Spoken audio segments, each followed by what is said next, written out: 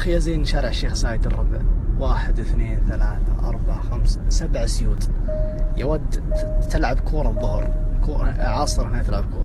لأهل الطائف وجدة ومكة زين، صور الشاشة بالسناب الجاية وانشروها على مستوى الواتساب والجروبات كلها.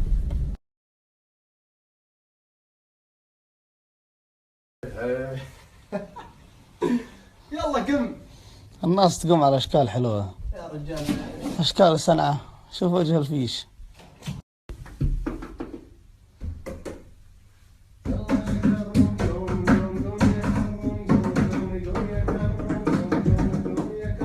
زين بقلبي والله ما ودي أودعك، والله ما فقدت يا قلبي، لكن تروح ترجع بالسلامة وجايك إن شاء الله.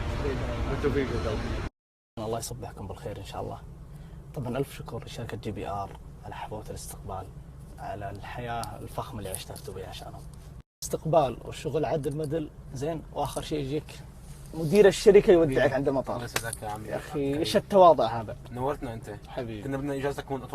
طبعا الفخامة مو بس يعني مخصصة لي أنا عبد الكريم، لا أنت يمديك تصير فخم في دبي، لا من سيارات لا من حياة حلوة. أقول لك الطريقة. طبعا يستلمونك من المطار، يودونك فندق، يعطونك سيارة هاي كلاس، شغل من الآخر على مستوى دبي وتركيا. حط لكم حساب الشركة السناب الحين زين، خله عندك يا أخي ما تخسر شيء. يمكن لا قدر الله يوم من الأيام تطلع دبي ولا تركيا، ايش دراك؟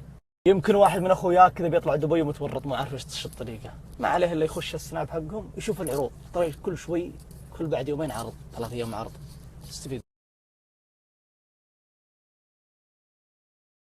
اللهم لك الحمد والشكر. والله ربط ودري يعني الحرام اني انبسطت. دق علي ابوي قال يبغى 900,000 متابع، مجنون انت. اللهم لك الحمد والشكر. 900,000 متابع، 900,000 داعم لعبد الكريم شخصيا. والله لكم شرف كبير لي. اي والله اني صادق. يا ولد شو اسوي يا ولد؟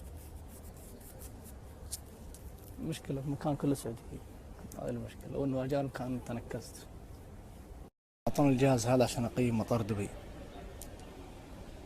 ايوه كانت تسوي انك لم تقم باستخدام الواي فاي اليوم. يا اخي استخدمته يا اخي. بس يا اخي طويلة يا اخي. اللي فوق ربع ساعة شوف 68%. يجيك اليوم المطار انت تكتب الشرايط.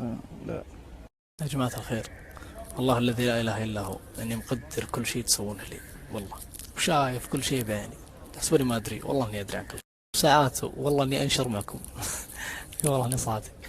الله يسعدكم ولا يهينكم ان شاء الله، وانتم شرف لي والله انكم راس مال.